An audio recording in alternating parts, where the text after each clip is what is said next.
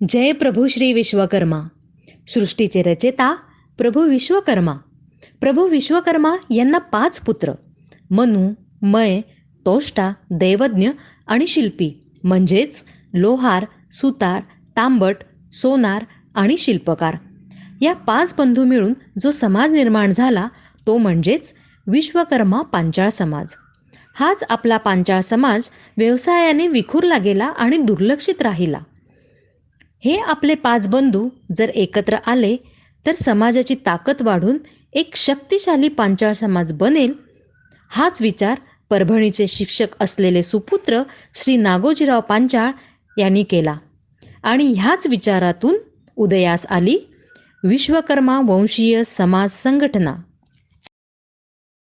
एकदा पंढरपुरास विठुरायाच्या दर्शनासाठी गेलेले नागोजी सर भूवैकुंठी फेरफटका मारत असताना संत पेठेतील संत सावतामाळी मठाजवळ पोहोचले. दर्शन घेऊन बाहेर पडल्यानंतर त्यांना कचराकुंडीचा वास आणि मुतारीचा घाणेरडा दर्प आला.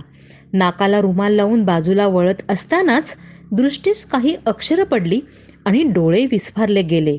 ती अक्षरं होती संत जळोजी मळोजी महाराज मठ. डोकं सुन्न झाले. विठुरायाच्या गाभाऱ्यात प्रत्यक्षात स्थान लाभलेले संत श्रेष्ठ बंधुद्वय, तेही विश्वकर्मा वंशीय सुतार समाजाचे भूषण, त्यांची ही अशी दुरावस्था. हाडाचे शिक्षक असलेले पांचाळ सरांच्या अंतरंगीचा विश्वकर्मीय धर्म जागा झाला आणि सुरू केली लेखणी. सरकार दरबारी निवेदने दिली गेली. मुठभर सुतारड्यांचे काय असे अपमानास्पद वाक्य काळजात भिडले. मग काय, पेटून उठलेल्या शिक्षकाने दाखवला हिसका, टाकला मंडप, तोही अमरण उपोषणाचाच. सुरुवातीला दुर्लक्ष केले गेले. फेसबुकवरती अख्ख्या महाराष्ट्रभर ही बातमी व्हायरल झाली आणि लोकांच्यातील विश्वकर्मीय अभिमान जागा झाला. थेट प्रशासनाला फोन येऊ लागले. काही उसळत्या रक्तानी तर थेट पंढरपूरच गाठले. गर्दी जमली तसे प्रशासन डगमगले आणि मागण्यांना मंजुरीचे आश्वासन दिले. आश्वासनानंतरच उपोषण सोडण्यात आले. कचराकुंडी आणि मुतारी जमीनदोस्त करण्यात आली. हा होता पहिलाच बेधडक विजय.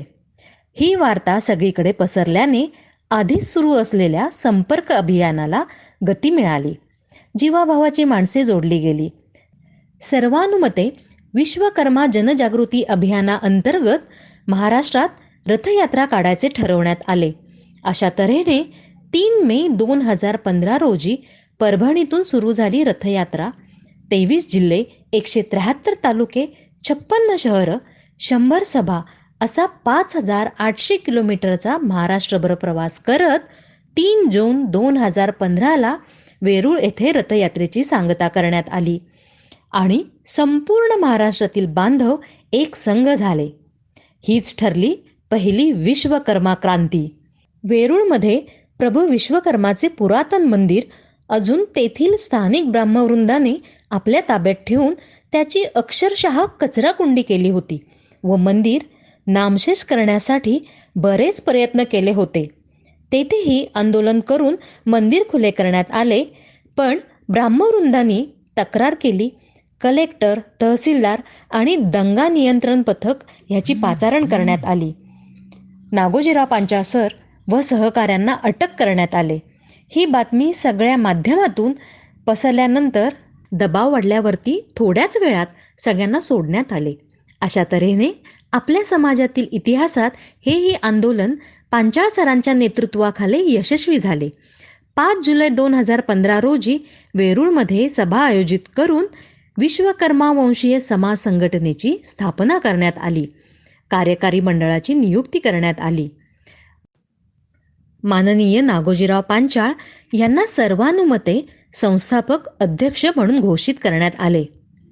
गावखेड्यांमध्ये आपल्या समाज बांधव यांच्यावर इतर समाजाकडून हल्ले व इतर गोष्टी झाल्यानंतर विवेसेसच्या टीमनी आपल्या समाज बांधवांना न्याय मिळवून देण्यासाठी यशस्वी प्रयत्न केला आहे. यात प्रामुख्याने गेवराई गावचे प्रकरण, मुंबई स्थित डॉक्टर श्रद्धा पांचाळ जळीत हत्या प्रकरण, कराड येथील उर्ले गावची 8 वर्षाच्या चिमुरडीची घटना, विश्वकर्मा वंशीय ते बहुजन असा प्रवास करीत ओबीसी चळवळीत प्रखरतेची भूमिका मांडून ओबीसी करिता अभ्यास गट निर्माण करीत समाजाचा खराखुरा अभ्यास जाणून घेण्याकरिता ओबीसी जातीनिहाय जनगणना परिषद साधारण समाज बांधवांना मुक्त व मोफत व्यासपीठ मिळावे म्हणून 17 सप्टेंबर विश्वकर्मा पूजन दिवशी वेरूळ येथील विश्वकर्मीय भूमीमध्ये मेळाव्याच्या स्वरूपात हे व्यासपीठ उपलब्ध केले आहे. चला संकल्प करूया संघटित होण्याचा आणि नागोजीराव पांचाळ सरांचे हात बळकट करून विश्वकर्मा वंशीय समाज संघटना अधिक मजबूत आणि प्रखर करून आपल्या बांधवांची उन्नती साधण्याचा. संकल्पना आणि निवेदिका सौ शुभदा धामापूरकर. छायाचित्र माहिती संकलन ऋषिकेश नागोजीराव पांचाळ आणि अरुण भालेकर. संपादन ऋषिकेश नागोजीराव पांचाळ.